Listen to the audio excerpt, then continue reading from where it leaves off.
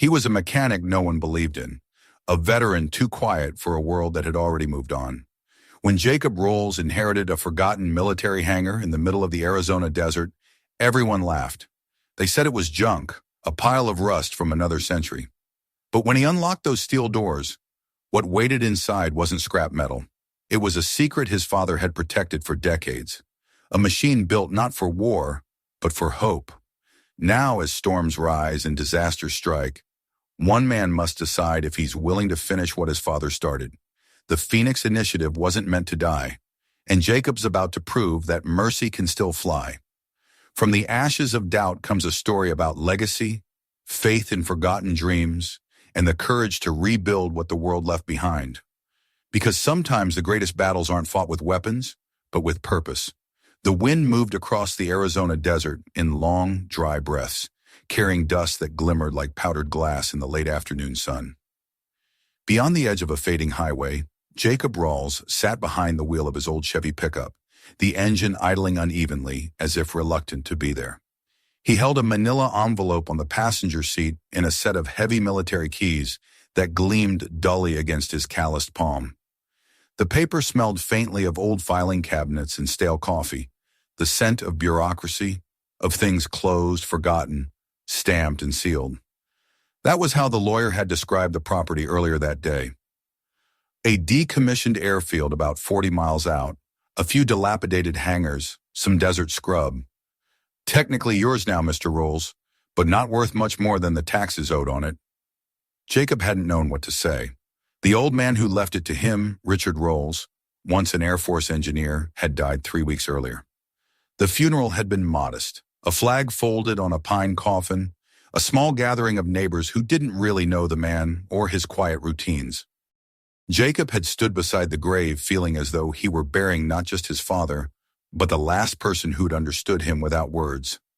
After years in uniform and months of trying to fit into civilian life, he had found himself stranded somewhere between both worlds, a mechanic without a mission, a soldier without a war. The inheritance, like everything else lately, felt like a misplaced obligation. Back in town, people had laughed when they heard about it.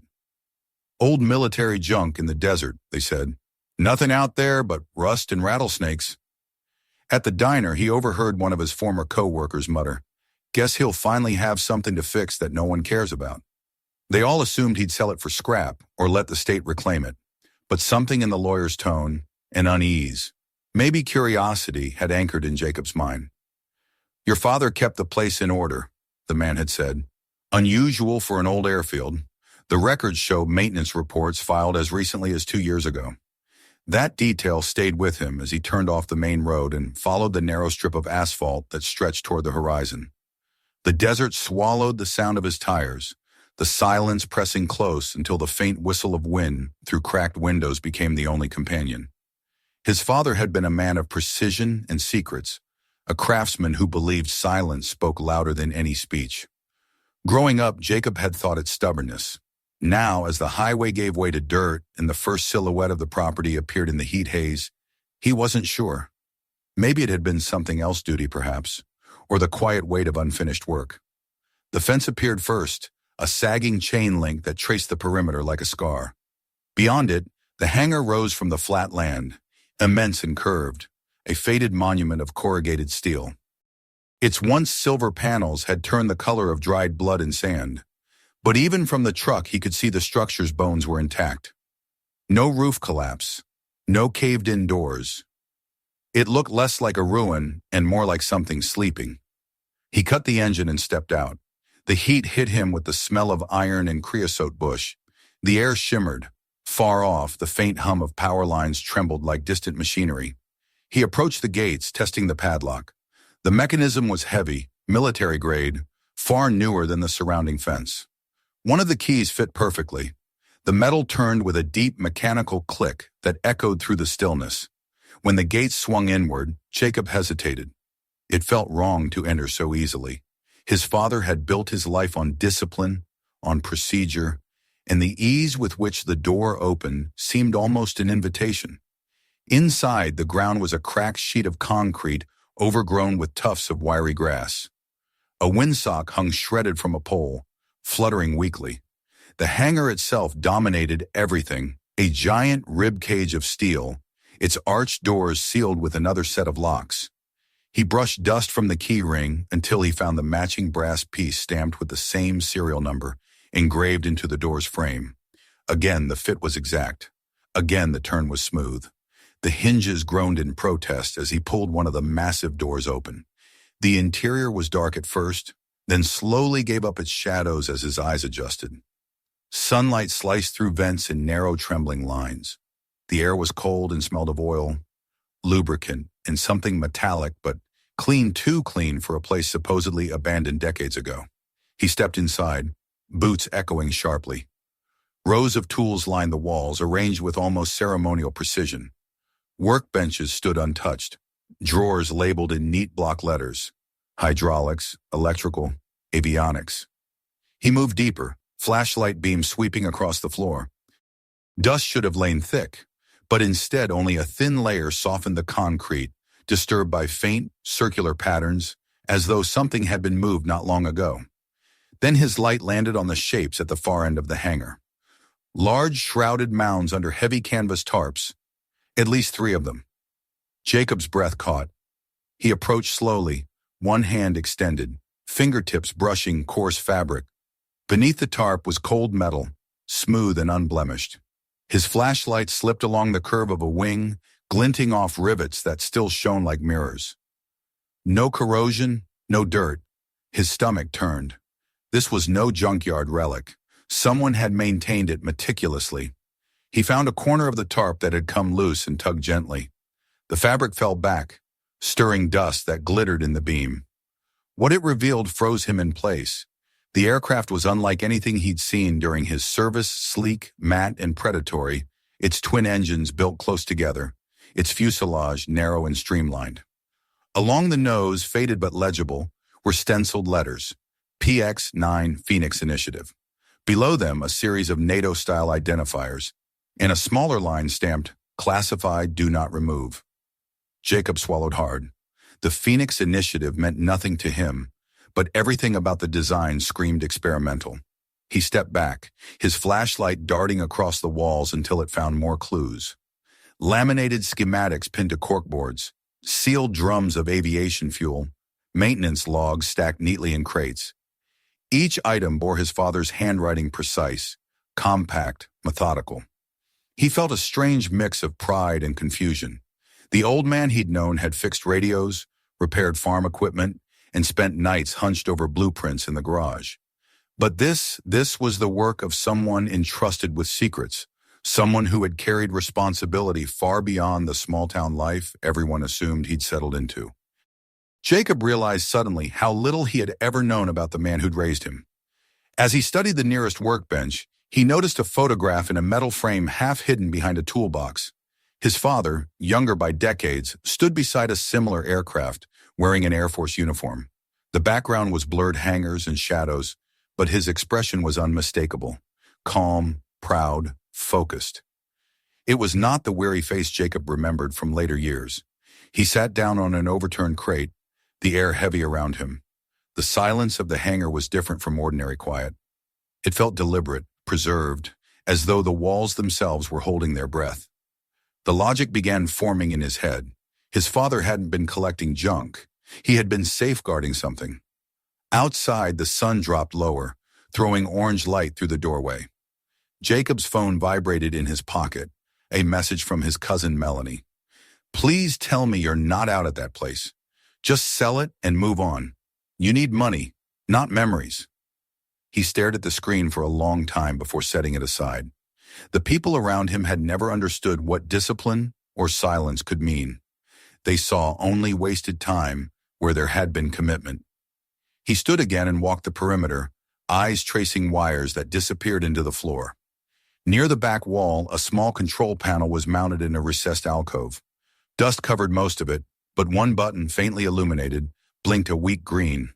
His pulse quickened. The panel was live. Carefully, he wiped away grime to reveal the words etched above the light. "Comms active." He hesitated. The rational part of him screamed to leave it alone, to call the authorities, to treat the site like the classified facility it clearly once had been. But another part, a stubborn, restless echo of his father's curiosity, pushed back. He pressed the button. Static exploded through an unseen speaker, followed by a burst of distorted tone. Then a voice, crisp and authoritative, broke through the noise. "Phoenix Base, this is Control 1. Requesting monthly status report.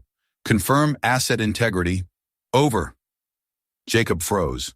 The voice wasn't from an archived tape. It was live, expectant. Someone out there believed this place was still operational? He leaned closer to the microphone, throat dry. For a moment, he almost answered. But his mind spun. If he did, what would he say? That the man they expected was gone? That his son had stumbled into something bigger than he could begin to explain? He stepped back, staring at the blinking green light. The room seemed to hum softly now, a faint vibration through the floor, as if the hangar itself had stirred. His father had spent years keeping this place alive, literally alive. That much was clear. But why? For whom? The desert outside had gone dark. The stars came out hard and sharp. Jacob turned off the flashlight and stood in the doorway, looking at the hangar from a distance. Its shape loomed against the horizon, quiet and waiting. He felt the weight of the keys in his pocket and realized he couldn't walk away. The lawyer had been wrong. This wasn't worthless land. This was a secret entrusted. Back at his rented house that night, he spread the papers from the envelope across the kitchen table. Deeds, tax notices, a few letters from the Department of Defense marked archived. Beneath them, taped to the inside of the envelope, was a folded piece of paper in his father's familiar handwriting. It wasn't a letter exactly, just a note. "If you find it, you'll know what to do. Trust your hands. They remember more than your head." Jacob read it twice, his pulse heavy. His hands, the same hands that had once adjusted turbines, patched wiring, and rebuilt engines under desert suns, trembled slightly. He set the note down and stared through the window at the empty street outside. The wind had shifted, dust whirled under the lamplight like smoke. Somewhere out there in the desert was a machine that shouldn't exist, still alive because one man refused to let it die.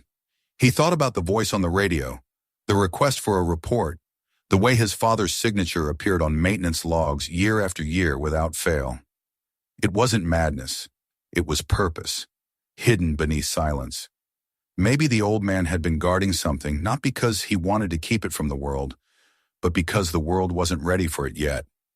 By the time the first light touched the horizon, Jacob had made his decision. He would go back. He would not sell or dismantle or hand over anything until he understood what his father had been protecting. The inheritance wasn't land or even the hangar. It was responsibility unwanted, mysterious, and now impossible to ignore. He poured himself a cup of burnt coffee, slipped the keys into his pocket, and stepped outside. The morning air was cold, the sky a pale wash of blue. In the east, the sun climbed steadily, catching the edges of distant clouds in gold. Somewhere beyond those clouds, the Phoenix Initiative waited, silent under its canvas, a sleeping legacy calling to be awakened. And Jacob Rawls, against every practical thought he'd ever had, felt that if he didn't answer that call, he'd spend the rest of his life wondering why. He got into the truck and started the engine. The desert was waiting. By the time Jacob Rawls returned to the hangar, the morning sun had burned off the mist that hung low over the desert, and the horizon shimmered in the dry heat. He parked his truck where the concrete apron began to crumble into sand, sat for a moment in silence, then stepped out with a slow exhale. The air smelled faintly of ozone and old metal. The same weight he had felt the day before settled on him again, the sense that the place wasn't just a building, but a memory still breathing. He pushed open the heavy doors and the hangar yawned before him, immense and waiting. The aircraft sat beneath its tarp like a sleeping animal, the green light on the control panel still pulsing softly in the corner. He wasn't sure what he had expected to happen overnight. Nothing, perhaps, but part of him had feared that by morning the illusion would be gone.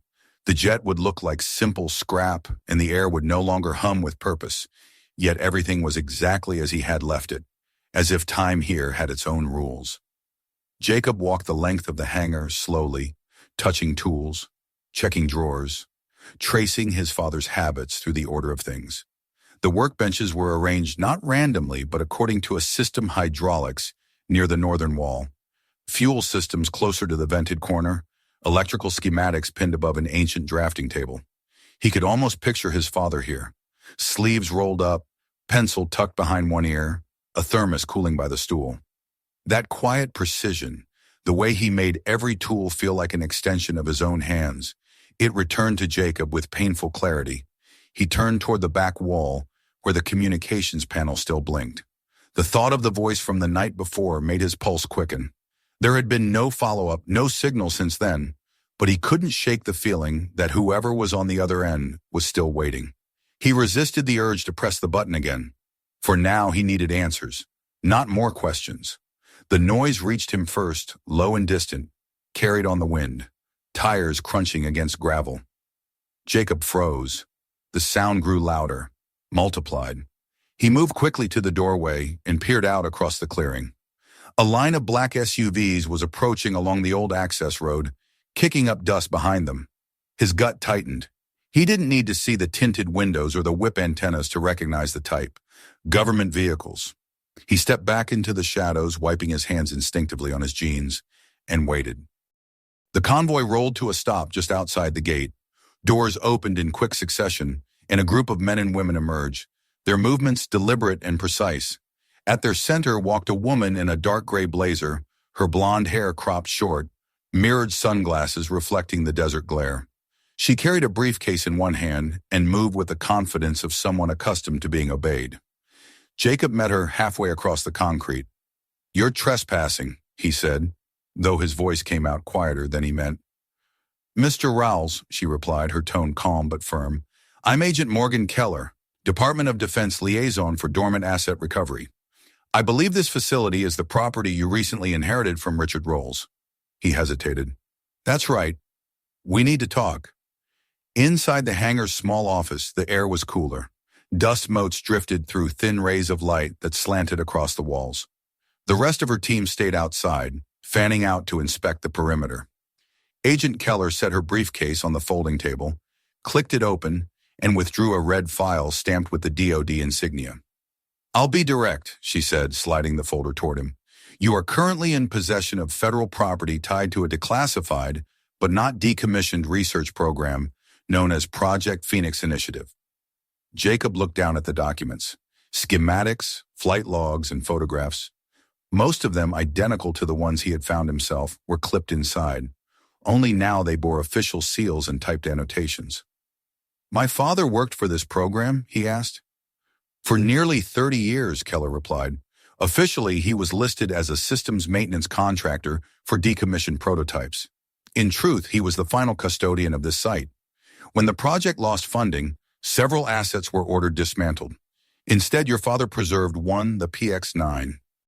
According to our records, he did so under a contingency clause that allowed temporary civilian custodianship in the event of political or administrative shutdown. Jacob frowned. So he wasn't hiding it? Keller's mouth twitched in something almost like a smile.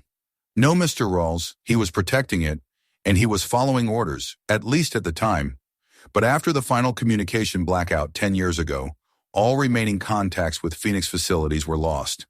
This site was believed abandoned. That changed when your father missed his quarterly status reports. We began monitoring for signs of activity. 3 nights ago, someone, presumably you, activated the comms panel. That signal reached our network." Jacob exhaled slowly, the air sharp in his chest. "You've been watching?" "Not you personally, the site." She closed the briefcase with a soft click. "We had to confirm that the technology wasn't compromised. When the communication came through, we traced it. You did the right thing not to tamper further." He wasn't sure if it was praise or warning. "And what now?" "That depends on you." She withdrew another folder, thinner than the first. "We've reviewed your father's logs and personal correspondence. It appears he understood the humanitarian purpose behind Phoenix." "Do you?" He hesitated. "I know it wasn't a weapon, not like the others." "No, it wasn't." Keller's voice softened slightly. Project Phoenix was designed to create rapid deployment aircraft capable of delivering supplies to disaster zones within hours, autonomous systems that could land where runways didn't exist. It was meant to save lives, not take them. But in the early years, funding was cut when the technology proved too unconventional. Your father and a handful of engineers believed the project could still make a difference. He requested custodianship of one prototype for ongoing testing under his own supervision. Jacob looked toward the hangar through the glass, where the tarp-shrouded plane loomed. He kept it alive all this time. More than that, Keller said. He kept it flight-ready. We've seen the logs, weekly system tests, fuel checks, software maintenance. He took his role seriously. She paused, studying him. The clause in his contract included a unique line. In the event of custodian's death and absence of active federal reassignment, transfer of guardianship may be considered hereditary, pending performance assessment. Jacob blinked. Hereditary? It wasn't standard practice, she admitted, but your father insisted on it. Said there was no point maintaining a mission if it couldn't outlive him. Technically, this means you have legal standing to continue his role under our supervision, if you're willing. He stared at the papers, the words swimming before his eyes. All his life he'd thought his father's obsession with machinery was his way of avoiding people. Now he saw it for what it was: commitment, devotion to something larger than himself. The room felt smaller, the air thicker. What happens if I say no? He asked quietly. Then the PX-9 will be dismantled and transferred to secure storage, Keller said. The site will be sealed. Its systems will be studied, its purpose archived, and that will be the end of it. And if I say yes, then you become part of the Phoenix Revival Initiative. You'll receive resources, staff, funding, and oversight. But make no mistake, Mr. Rolls, this is not a hobby, it's a responsibility. He looked down at his hands, the same hands his father had trusted in that final note. Trust your hands. They remember more than your head. The idea of stepping back into that world of checklists, procedures, and maintenance cycles both terrified and thrilled him. Keller stood. You don't have to decide right now. We'll set up a temporary command station outside. Take some time. When she left, the silence that followed was not empty, but dense. Through the office window, Jacob watched her team move with quiet efficiency, photographing, logging, scanning. They handled everything with the same care his father once had. The sight of it filled him with something close to anger. They had ignored this project for years, dismissed it as irrelevant, and now suddenly they wanted it back. Yet beneath the anger was another feeling: vindication. His father hadn't wasted his life. He'd preserved a future they had given up on. That night, when the agents had withdrawn to their makeshift camp, Jacob stayed inside the hangar, walking circles around the PX-9. He lifted the tarp fully for the first time, letting the cold metal gleam under his flashlight. The design was beautiful, part stealth, part art. Every rivet was where it should be. Every line spoke of purpose. He ran his hand along the fuselage, imagining the years his father had spent keeping it this pristine. He thought about the humanitarian aspect Keller had mentioned. Aircraft that could deliver medicine to war zones, food to isolated villages, communication to places cut off by storms. The potential was staggering, and all of it had been left to rust because no one wanted to risk funding a dream. He spent hours studying the schematics, the annotations, the engineering logs.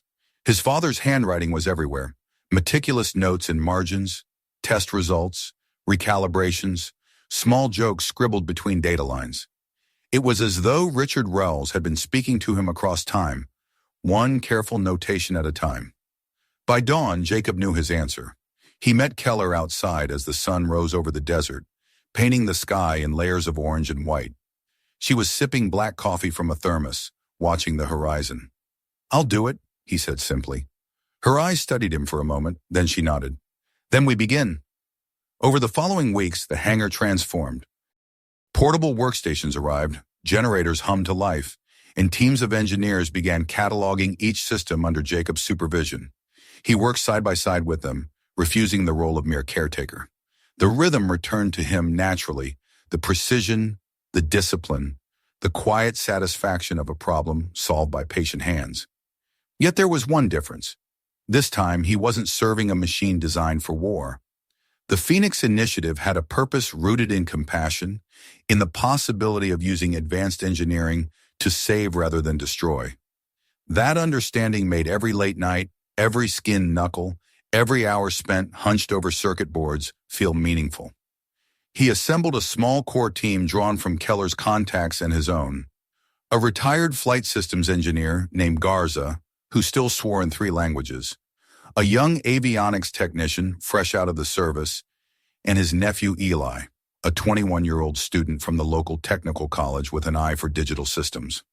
Together they worked methodically, testing fuel lines, verifying sensor arrays, updating decades-old software with modern encryption. Jacob's leadership style mirrored his father's quiet, deliberate, relentless. He demanded precision not out of pride, but because he understood how little margin for error existed between a flawless flight and disaster. The first time they powered the PX-9's main systems, the entire hangar seemed to hold its breath. The engine spooled with a deep, resonant hum that vibrated through the floor, growing steadier with each second. Lights blinked along the console in smooth succession. Data streams filled the monitor. The old machine wasn't dead, it had simply been waiting for someone to wake it. When the test ended, no one spoke. The silence was reverent. Garza wiped his forehead and muttered something about miracles. Jacob just stood there, one hand resting on the cold fuselage, heart pounding with awe and relief. That night, after the others had gone, he sat alone in the office with the radio panel glowing faintly. For the first time since his father's death, he felt the man's presence not as loss but as continuity. Everything his father had done, the secrecy, the solitude, the unrelenting maintenance had led to this moment. He understood now that his father hadn't been running from the world. He had been preparing for it to need something only he could protect. Jacob leaned back in the chair and looked out at the PX-9, gleaming in the dim light. The hangar no longer felt like a tomb. It felt alive, humming with potential. Outside, the desert wind howled softly against the metal walls, the same wind that had carried dust through this place for decades. But now beneath that sound, another rhythm pulsed, the steady heartbeat of engines waiting to serve a new purpose. He switched off the lights one by one and locked the hangar behind him. Tomorrow there would be new challenges, new calibrations, endless paperwork with Keller's office. But for the first time in years, he felt no hesitation about the future. The Phoenix had begun to stir. And so, he realized, had he. The weeks that followed blurred together into a rhythm that felt both exhausting and exhilarating. Each day began before sunrise when the desert was still cool and pale, and ended long after midnight, when the hangar lights glowed like a small city in the emptiness. For Jacob Rawls, time ceased to behave like it did anywhere else. The outside world, the gossiping townsfolk, the noise of politics, the hollow conversations at the diner faded to nothing. There was only the sound of engines, the scent of oil, and the echo of his father's discipline whispering through every motion of his hands. Under the hum of generators and the soft clatter of tools, the PX-9 came alive piece by piece. The team moved through the restoration with reverence, guided as much by instinct as by documentation. They replaced aging seals, recalibrated sensors, and restructured avionics to adapt to modern satellite networks. Eli handled the programming, sitting cross-legged on the hangar floor with a laptop glowing against his face, muttering code like prayer. Garza barked instructions in a mixture of English and Spanish, scolding when necessary, but never losing the spark in his weathered eyes. Even Agent Keller, who had once seemed made entirely of protocol, began to linger longer than her schedule required, watching them with a faint trace of something like pride. Jacob worked harder than all of them. He rarely left the facility, sleeping on a cot in the office where his father's photo still stood. Every system he touched reminded him that this was more than machinery. It was inheritance in its purest form, a trust built not on money or land, but on belief. There were nights he would stop mid-task, resting his hands on the wing's smooth surface, and feel as though he could sense his father's pulse somewhere beneath the metal. The breakthrough came on a windless afternoon near the end of May. After weeks of testing ground systems, they were finally ready for a full power sequence. The hangar doors stood open, sunlight spilling across the concrete in long, golden rectangles.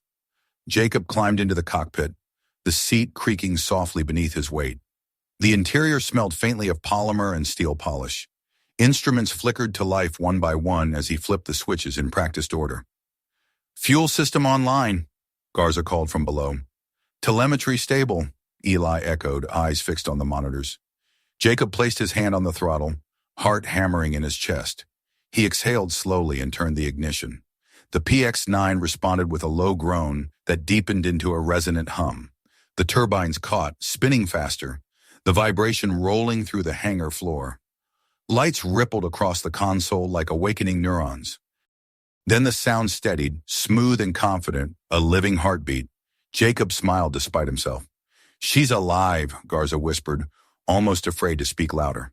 When the test cycle completed, they cut power, the engines winding down into silence. The moment stretched, heavy with awe. No one moved. Then Keller broke it softly. "Congratulations, Mr. Rowles. You've brought back a ghost." That night, Jacob sat outside the hangar, staring at the stars. He thought about what his father had written in those old notes, about machines meant for mercy, not conflict. The Phoenix Initiative had been designed not for war zones, but for places abandoned by them, for the people left behind when help couldn't arrive fast enough. He realized that for all the years he'd served as a technician maintaining military aircraft, he'd never once felt this kind of pride. Repairing something that could heal the world carried a peace he hadn't known he was searching for. In the following weeks, they built out the project's full framework. The government called it the Phoenix Revival Program, but Jacob refused to let the bureaucracy swallow its humanity. He called it simply the work. New staff arrived, 2 additional engineers, a logistics coordinator, a former medic who specialized in emergency supply packing.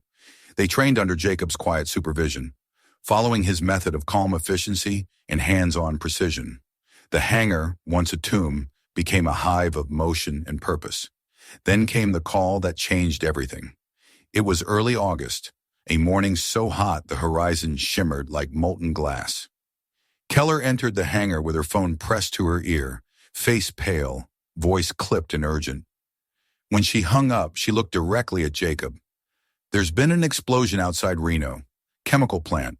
Fires spreading, winds are high, towns are cut off.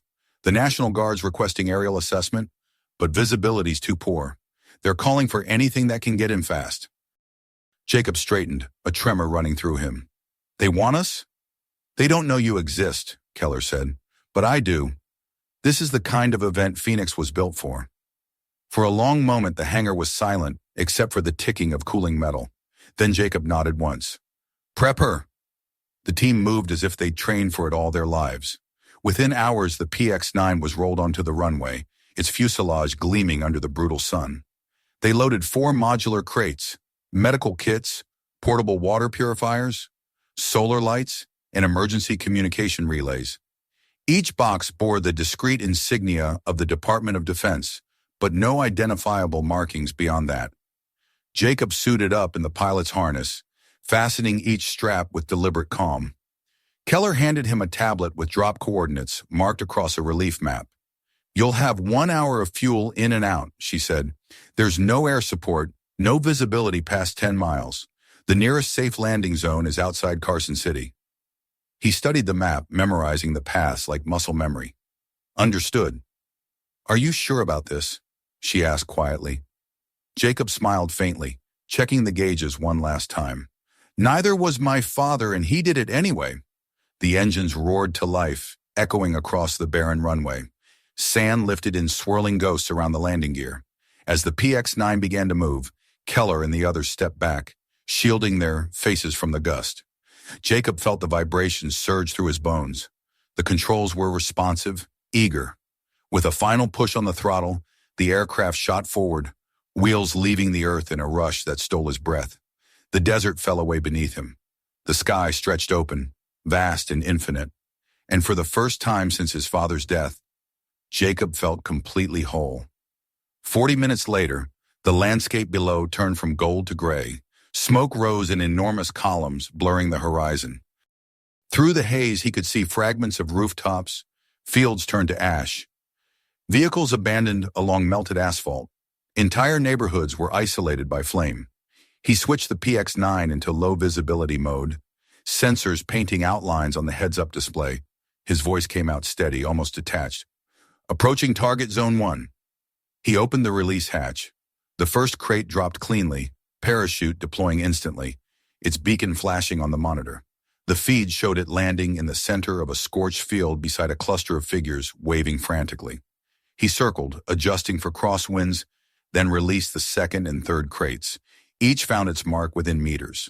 As the last crate descended, Jacob caught sight of a woman below barefoot, holding a child, face turned upward toward the unseen pilot. She raised her hand in silent gratitude. The image burned itself into him like a brand. He banked west, skimming the edge of the fire before climbing above the smoke. The PX-9 handled beautifully, responding to every command with liquid precision. The voice of his father seemed to echo in his head. "Trust your hands." He smiled into the turbulence. By the time he landed back at the base, the sun had fallen low, painting the desert in copper and shadow. Keller was waiting near the hangar doors, radio pressed to her ear. She looked up as the engines powered down, her expression unreadable. "It's all over the feeds," she said as Jacob climbed down from the cockpit. "Unidentified aircraft delivers aid to Reno Fire Zone. People are calling it the Angel Jet." He brushed dust from his jacket, glancing toward the fading sky. Let them wonder. That night he didn't sleep. None of them did. The news played on every screen grainy photos of the PX-9 against the smoke. Speculation about private prototypes or experimental drones. The Department of Defense issued no statement. Keller said nothing, and Jacob didn't care. He stood alone in the hangar doorway, the night air cooling the sweat on his neck, watching the stars bloom above the desert. Behind him, the PX-9 rested in the shadows, its engines ticking softly as they cooled. For the first time, the silence felt like peace. In the days that followed, letters and messages began to arrive, some from old colleagues of his father, others from retired engineers, disaster response coordinators, even university professors. They thanked him for proving that Project Phoenix had been more than a dream. Some offered technical assistance, others wanted to volunteer. One letter, written in shaky handwriting, simply said, "Your father believed in us when no one else did. Thank you for believing too." Jacob pinned it above the workbench. Soon the hangar could no longer contain the project. Funding quietly increased, new teams arrived, and the property expanded into a full operations center. They called it the Mercer Project, a name Keller suggested to honor the initiative's founders. But among themselves, the crew still called it Phoenix. To them, the name meant something more than paperwork. It meant rebirth. Jacob took on a new role, not just as mechanic or pilot, but as mentor. Veterans who had struggled to find work joined the program, bringing their discipline and experience. Young engineers arrived eager to learn, inspired by the myth of the Angel Jet. Jacob trained them with the same patience his father had once shown him, teaching not only the mechanics but the philosophy, precision, humility, and the unspoken rule that the work was never about glory. On the first anniversary of his father's death, the entire team gathered in the hangar. They had polished the PX-9 until its surface reflected the overhead lights like water. Jacob stood before a simple brass plaque mounted on the wall. It read, "To Richard Rolls, you proved that mercy could fly." He spoke quietly, not to the group but to the air around him. "You were right, Dad. We could do better." The months that followed saw Phoenix aircraft deployed discreetly around the world. Floods in South America, earthquakes in the Pacific, storms across the Gulf wherever disaster struck, a silent plane appeared in the sky, dropping hope instead of bombs. The media never confirmed the program's origins, and Jacob never sought recognition. For him, the legacy was enough. Sometimes, late at night, he would walk the length of the runway alone. The desert wind carried the same dry scent it always had, and he could hear the faint hum of engines waiting in the dark. He would pause, close his eyes, and imagine his father beside him, older, gentler, proud. The memory didn't ache anymore. It felt like completion. One evening, Eli approached him with a notebook full of sketches. "I've been thinking," the young man said shyly, "what if we built a training initiative? For veterans, for students, anyone who wants to learn aerospace work without having to go through the system. We could teach them here, the way you taught us." Jacob took the notebook, flipping through the plans. They were rough but full of promise, new hangars, simulators, small workshop spaces. He felt a warmth rise in his chest. "Make it happen," he said. Within months, the Mercer Training Initiative was born. Applications poured in from across the country. Mechanics, dreamers, young women who'd been told they didn't belong near engines or flight decks. Jacob watched them arrive, carrying the same uncertainty he once had, and knew this was what his father had meant all along. Legacy wasn't about machines or missions. It was about hands willing to build when others only doubted. As the second summer approached, Jacob stood at the hangar's entrance one last time before the day's training began. The desert stretched endless and bright before him, the air humming faintly with heat. Behind him, the PX-9 waited, polished and ready for its next flight. He could hear laughter from the recruits, the metallic rhythm of tools on steel. He smiled, a quiet, private expression. Some people inherited wealth, others inherited land. He had inherited a promise, and he had kept it. When the sun dipped below the horizon, painting the sky in blood-orange light, Jacob placed his wrench down beside the open crate of parts and opened his father's old flight log. On the first blank page, he began to write, not repair notes this time, but the outline for the training curriculum that would carry the Phoenix name forward. Outside, the wind shifted, whispering through the open doors. The engines in the hangar hummed softly, their sound blending with the rhythm of the desert night. Jacob looked up at the aircraft, its silhouette dark against the fading light, and thought of every life it had touched without anyone ever knowing. He closed the log, turned off the lamp, and walked toward the runway where the stars had begun to bloom overhead.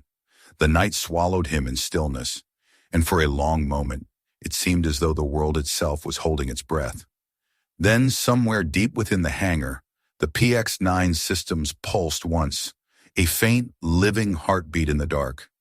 And Jacob Rolls, son of a quiet engineer who once refused to let hope die, smiled into the desert wind. The Phoenix would never sleep again. If this story moved you, don't forget to hit subscribe. There's so much more waiting to be told. Tomorrow's episode takes this journey even further, and trust me, you won't want to miss it. Watch our next stories right here, and share this video with someone who still believes that forgotten dreams can rise again, because together we can keep them flying.